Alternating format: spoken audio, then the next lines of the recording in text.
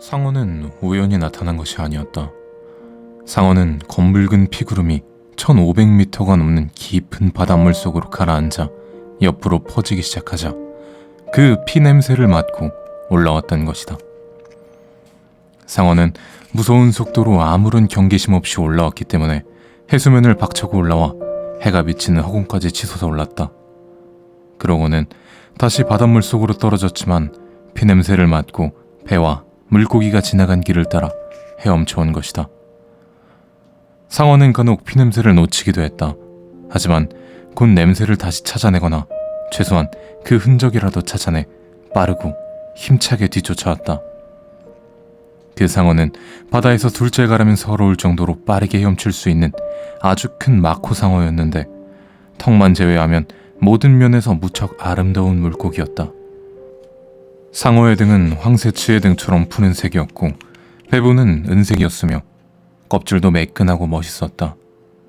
이 상어는 큼직한 주둥이만 빼면 황새치와 생긴 모습이 거의 비슷했다. 바로 그 상어가 수면 아래에서 주둥이를 꽉 다물고 높은 등지러미를 조금도 흔들림 없이 꼿꼿이 세운 채 칼로 물을 가르듯 빠른 속도로 헤엄쳐오고 있었다. 턱 부분에 꼭 담은 두 입술 안으로는 8줄이나 되는 이빨이 안으로 굽어 있었다. 대부분의 상어처럼 피라미드식으로 굽은 그런 평범한 이빨이 아니었다. 이 이빨은 사람이 손가락을 매발톱처럼 오므렸을 때와 같은 모양을 하고 있었다. 길이가 노인의 손가락만큼이나 길고 양면이 면도칼같이 날카로웠다. 그야말로 바닷속의 어떤 물고기라도 잡아먹을 수 있는 신체 조건을 갖추고 태어난 이 상어는 워낙 빠르고 힘이 세고 단단하게 무장되어 있어서 당해낼 천적이 없었다. 피냄새가 더 진해지자 상어는 푸른색 등지느러미로 물살을 가르며 더욱 속력을 내 쫓아왔다. 상어가 쫓아오는 것을 보고 노인은 이놈은 겁이라곤 전혀 없고 제가 하고 싶은 것은 틀림없이 해내고야 마는 상을 하는 것을 알았다. 노인은 상어가 다가오는 것을 지켜보면서 작사를 준비해 밧줄을 단단히 묶었다. 그런데 물고기를 묶느라 좀 잘라서 밧줄이 짧았다. 노인은 정신은 맑고 또렷한 상태였고 각오도 비장했지만 희망은 거의 없었다. 이렇게 좋은 운이 오래 갈 리가 없지 하고 노인은 생각했다. 상어가 거리를 좁혀오는 것을 주시하면서 노인은 커다란 물고기를 한번 바라봤다. 이게 차라리 꿈이었으면 하고 노인은 생각했다. 저 녀석이 덤벼드는 걸 막을 순 없지만 내가 저놈을 잡을 수는 있을지 몰라. 덴투소, 이 망할 놈의 자식. 상어는 빠른 속도로 배 후미에 바짝 따라붙었다. 상어가 물고기에게 덤비는 순간 노인은 상어의 주둥이가 벌어지고 눈빛이 이상해지더니 이빨이 따가닥 소리를 내며 꼬리 바로 위에 있는 살점을 향해 내리꽂히는 것을 보았다. 상어 대가리는 이미 물 밖으로 나와 있었고 등은 물 밖으로 막 나오고 있는 참이었다. 물고기의 살점이 상어에 의해 우지직하며 물어뜯기는 소리가 들리는 순간 노인은 상어 대가리를 향해 작살을 날렸다. 작살은 상어 코의 똑바로 위로 뻗어 있는 선과 두 눈 사이가 교차하는 지점에 날아가 꽂혔다. 물론 선이 실제로 있는 건 아니었다. 실제로 있는 것은 묵직하고 날카로운 푸른색 대가리와 큰 눈과 뭐든 집어삼켜버릴 듯이 따가닥거리면서 마구 휘저어대는 턱뿐이었다. 그 상상의 선이 교차하는 부분이 바로 골이 있는 부분이었고 노인은 그곳을 향해 내리찍었던 것이다. 노인은 피범벅이 된 손으로 있는 힘을 다해 작살을 그 표적에 쑤셔 넣었다. 희망까지는 걸어볼 수 없어도 결의만은 비장했고 저기는 무뎌지지 않았다. 상어가 빙그르르 뒤집혔다. 노인은 상어의 눈이 살아있는 눈이 아니라는 것을 알았다. 상어가 한 번 더 빙그르르 뒤집어지면서 상어의 몸이 밧줄로 2번 감기었다. 노인은 상어가 죽었다는 걸 알았지만 상어는 자기가 죽은 목숨이라는 것을 인정하려 들지 않았다. 상어는 뒤집어진 상태에서 꼬리를 퍼덕이고 턱을 덜거덕거리며 마치 쾌속정처럼 물을 내치며 앞으로 나아간다. 상어의 꼬리가 물을 내리칠 때마다 하얀 포말이 일어났다. 그리고 몸뚱이의 4분의 3 정도가 물 위로 떠올랐을 때 밧줄이 팽팽해지면서 부르르 떨더니 뚝 끊어졌다. 노인은 상어가 수면 위에 가만히 떠있는 모습을 잠시 지켜보았다. 그러다 상어는 아주 서서히 가라앉았다. 저놈한테 한 20kg은 뜯겨버렸군. 노인은 큰 소리로 말했다. 내 작살도 가져가 버리고 내 밧줄도 가져가 버렸어. 물고기가 피를 흘리고 있으니 이제 다른 놈들이 또 덤벼들겠지. 물고기가 상어에게 물어뜯기고 나자 노인은 물고기를 쳐다보고 싶지가 않았다. 물고기가 상어의 공격을 받았을 땐 마치 자신이 공격받는 듯한 느낌이 들었다. 하지만 내 물고기를 덮친 상어를 내가 죽였어. 노인은 생각했다. 더구나 그놈은 내가 본 놈들 중에 제일 큰 덴투소였어. 둘째 거라면 서러울 정도로 큰 물고기를 그렇게 많이 봤는데도 말이야. 오래가길 바라기엔 너무 과분한 행운이었지. 노인은 생각했다. 지금은 차라리 그게 꿈이었으면. 그래서 이 물고기를 낚은 적이 없고 그냥 신문을 깐 침대에 혼자 누워있는 거라면 좋겠구먼. 하지만 인간은 패배하라고 만들어진 게 아니야. 노인은 혼잣말을 했다. 인간은 파괴될 수는 있어도 패배할 수는 없어.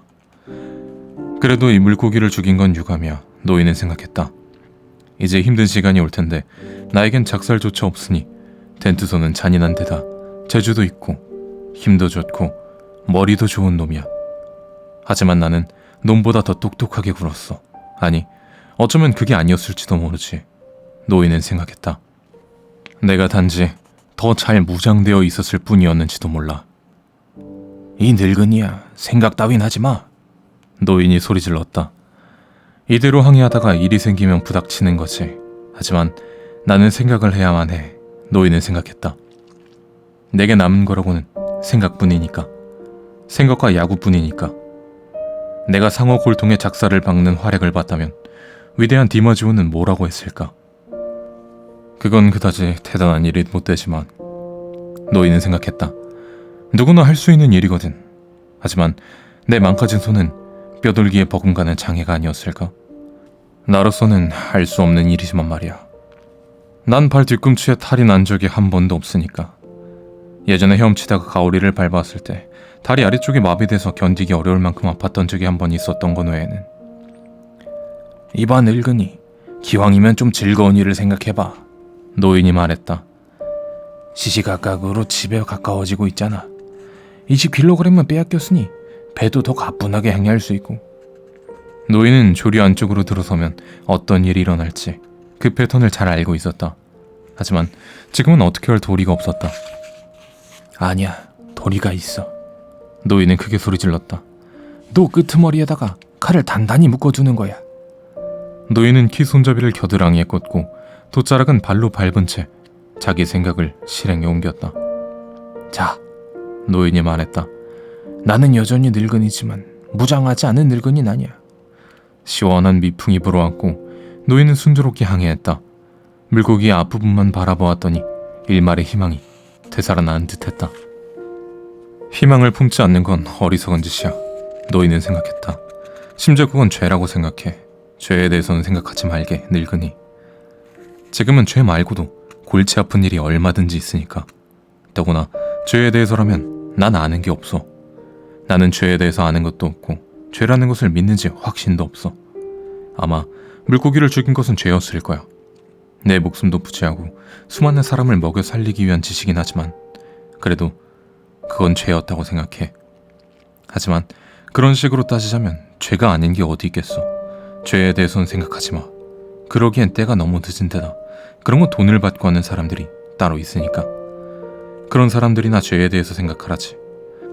물고기가 물고기로 태어났듯이 자네는 어부로 태어났어. 성 베드로도 어부였고 위대한 디마지오 선수 아버지도 어부였지. 하지만 노인은 자기하고 관련된 일들은 뭐든 생각하는 것을 좋아하는 사람인데다 라디오도 없고 읽을 거리도 없었기 때문에 자연히 생각을 많이 할 수밖에 없었고 또 죄에 대해서도 계속 생각했다. 자네는 다만 목숨을 부지하고 물고기를 양식으로 내다 팔려고 고기를 죽인 게 아니야. 노인은 생각했다. 자네는 자존심을 지키려고 물고기를 죽였고 또 자네가 어부기 때문에 물고기를 죽인 거야. 자네는 물고기가 살아있을 때나 죽고 난 후에나 쭉 물고기를 사랑했어. 물고기를 사랑한다면 물고기를 죽이는 것은 죄가 아니지. 아니면 더 큰 죄인가? 이 늙은이야, 생각이 너무 많아. 노인이 큰 소리로 혼잣말을 했다. 하지만 자넨 덴투소를 즐거운 마음으로 죽였지. 노인은 생각했다. 그놈은 자네하고 마찬가지로 살아있는 물고기를 잡아먹고 사는 놈이야. 그놈은 썩은 고기를 뜯어먹고 사는 놈이 아니고 상어처럼 닥치는 대로 개걸스럽게 먹어치운 놈도 아니지. 덴투소는 아름답고 고결하고 뭐든 겁내지 않는 놈이거든. 내가 그놈을 죽인 건 정당방위였어. 노인이 큰 소리로 말했다. 그리고 난 그놈을 아주 깔끔하게 해치웠지. 게다가 세상의 모든 것들은 다른 모든 것들을 어떤 형태로든 죽이고 있다고 노인은 생각했다. 고기잡이는 나를 먹여 살리는 동시에 나를 죽이고 있어. 그 아이도 나를 살아있게 하는 존재지. 나는 나 자신을 너무 기만해서는 안 돼. 노인은 배전으로 몸을 기울인 채 상어가 물어뜯어 너덜너덜해진 물고기의 살점을 한 점 떼어냈다. 살점을 입안에 넣고 씹으며 품질도 맛도 좋다고 느꼈다. 육고기처럼 탱탱하고 촉촉했지만 붉은색 고기가 아니었다. 살점에는 힘줄이 전혀 없어서 시장에다 내다 팔면 최고의 가격을 받을 수 있을 거라는 걸 노인은 알았다. 하지만 물고기 냄새가 물속에 번지지 않도록 하는 방법은 없었고 조만간 아주 힘든 고비가 닥치리라는 것을 노인은 알았다. 미풍이 변함없이 불었다. 바람은 동북쪽으로 약간 물러갔는데 그걸로 봐서 바람이 잦아들지 않을 거라는 걸 알았다. 앞을 바라봐도 돛이나 다른 배나 배에서 피어오르는 연기 같은 게 전혀 보이지 않았다. 다만 이물 쪽에서 뛰어올랐다 배 옆으로 헤엄쳐 사라져버리는 날치와 누런 해초 뭉치만이 보일 뿐이었다. 새조차도 찾아볼 수 없었다. 고물에 기댄 채 휴식을 취하고 기운도 차리려고 이따금 만세기 살점을 씹으며 2시간 정도를 그렇게 보내고 있었을 때였다. 노인은 2마리 상어 가운데 첫 번째 놈을 발견했다. 아! 노인은 소리 질렀다. 그 소리는 뚜렷한 의미로 해석해낼 수 없는 소리였다. 아마도 못이 손바닥을 지나 손 뒤에 있는 나무판까지 뚫고 들어갈 때 한 인간이 자기도 모르게 내지르게 되는 비명 같은 것인지도 모른다. 갈라노야! 노인이 큰 소리로 말했다. 그때 노인은 2번째 지느러미가 첫 번째 지느러미 바로 뒤에서 다가오고 있는 것을 보았다. 물을 쓸듯이 꼬리를 내젓는 모습이나 갈색 삼각형 지느러미로 보아 이놈들이 산 모양의 코를 가진 상어들이라는 것을 알아차렸다. 피냄새를 맡은 2 상어는 흥분한 상태였고 너무나 허기진 나머지 멍청해져서 냄새를 놓쳤다가 다시 찾기를 반복하며 서서히 미쳐가고 있었다. 이러나 저러나 상어는 계속해서 거리를 좁혀오고 있었다. 노인은 돛을 비끄러매고 기의 손잡이도 단단히 고정시켰다. 그러고는 칼을 묶어놓은 노를 집어들었다. 통증 때문에 손이 제대로 말을 듣지 않아 노를 최대한 살며시 지켜들어야 했다. 그런 다음 노인은 손을 풀어주기 위해 손을 쥐었다 폈다 했다. 통증을 억누르기 위해 손을 꽉 움켜쥔 채 조금도 주눅들지 않고 상어가 다가오는 것을 노려보았다. 상어의 넓적하고 평평하고 삽처럼 뾰족한 대가리와 끝부분이 허연 넓적한 가슴 지느러미가 보였다. 이놈들은 혐오스럽고 악취가 나며 산고기 죽은 고기 가리지 않고 잡아먹는 살인 상어였다. 배가 고프면 배의 키나 노도 물어뜯었다. 바다거북이 물 위에서 잠들어 있을 때 다리나 발을 잘라먹는 것도 이 상어들이었고 물속에 사람이 있으면 사람도 덮쳤다. 피냄새나 생선 비린내가 나지 않아도 배가 고프면 덤벼드는 놈들이었다. 에라 이 갈라노들아! 노인이 소리 질렀다. 덤벼봐라 이 갈라노들아! 상어들이 가까이 다가왔다. 그런데 접근하는 투가 마코 상어들과는 달랐다. 한 놈이 몸을 돌려 배 밑으로 자취를 감추는가 싶더니 물고기에게 덤벼들어 살점을 물어뜯느라 배가 흔들리는 것이 느껴졌다. 다른 한 놈은 옆으로 쫙 찢어진 노란 눈으로 노인을 감시하다가 반원형 턱을 쩍 벌린 채 이미 물어뜯긴 부위로 덤벼들었다. 상어의 갈색 대가리 꼭대기와 척추와 골이 만나는 부분이 뚜렷하게 보였다. 노인은 그 2 손이 만나는 지점에 칼을 푹 찔러 넣었다가 빼서는 다시 고양이 같은 상어의 누런 눈 아래 내리꽂았다. 상어는 물고기를 놓아주며 떨어져 나갔고 이미 물어뜯은 살점을 끝까지 삼키더니 숨이 끊어졌다. 다른 상어가 물고기를 물어뜯고 있었기 때문에 배는 여전히 흔들렸다. 돛을 풀어주자 배가 측면으로 돌면서 상어가 모습을 드러냈다. 상어가 보이자 노인은 배점에 몸을 기대며 상어를 내리찍었다. 살점이 있는 부분을 내리찍었지만 껍질이 워낙 단단해서 칼이 거의 들어가지 않았다. 또 칼이 제대로 박히지 않아 손뿐만 아니라 어깨까지 아파왔다. 하지만 상어는 머리를 쳐들더니 재빨리 올라왔고 놈이 코를 물 밖으로 내밀며 물고기를 향하는 순간 펑퍼짐한 대가리 한복판을 정확히 명중시켰다. 노인은 칼날을 빼내 또다시 똑같은 지점을 정확하게 가격했다. 그런데도 상어는 이빨을 여전히 물고기에 꽂은 채 포기하려 들지 않았다. 노인은 다시 한번 상어의 왼쪽 눈을 찔렀다. 그래도 상어는 여전히 떨어지지 않았다. 어라? 노인은 크게 소리를 지르며 척추와 두개골 사이를 칼로 찔렀다. 이번에는 칼이 수월하게 들어가더니 놈의 연골이 쪼개지는 것이 느껴졌다. 노인은 노를 뒤집어 칼날 부분을 놈의 주둥이에 밀어넣고는 아가리를 벌렸다. 칼날을 비틀자 상어는 힘없이 떨어져 나갔다. 잘 가라 이놈의 갈라누야. 한 1-2km 그렇게 미끄러져 가라앉아버려라. 가서 네 친구놈도 만나고 네 애미도 만나거라. 노인은 칼날을 닫고 노를 제자리에 돌려놓았다. 그리고 밧줄로 돛을 동여매 바람을 가득 채운 뒤 배를 원래 항로로 돌려놓았다. 저놈들한테 물고기의 4분의 1은 좋게 뜯겼군. 그것도 제일 맛있는 부분을 말이야. 노인이 큰 소리로 혼잣말을 했다. 이게 그냥 꿈이었으면 애당초 저 물고기를 낚지 않았더라면 좋았을걸. 물고기야, 미안하구나. 괜히 너를 낚아서 만세가 틀어지고 말았어. 노인은 입을 다물었고 이젠 고기를 아예 쳐다보기도 싫었다. 피가 다 빠지고 해수에 씻긴 물고기는 거울 뒷면 같은 은빛 색깔을 띠고 있었지만 줄무늬는 아직 알아볼 수 있었다. 물고기야, 내가 그렇게 멀리까지 나가지 말았어야 했어. 노인이 말했다. 너를 위해서나 나를 위해서나 그러지 말았어야 했어. 미안하다 물고기야.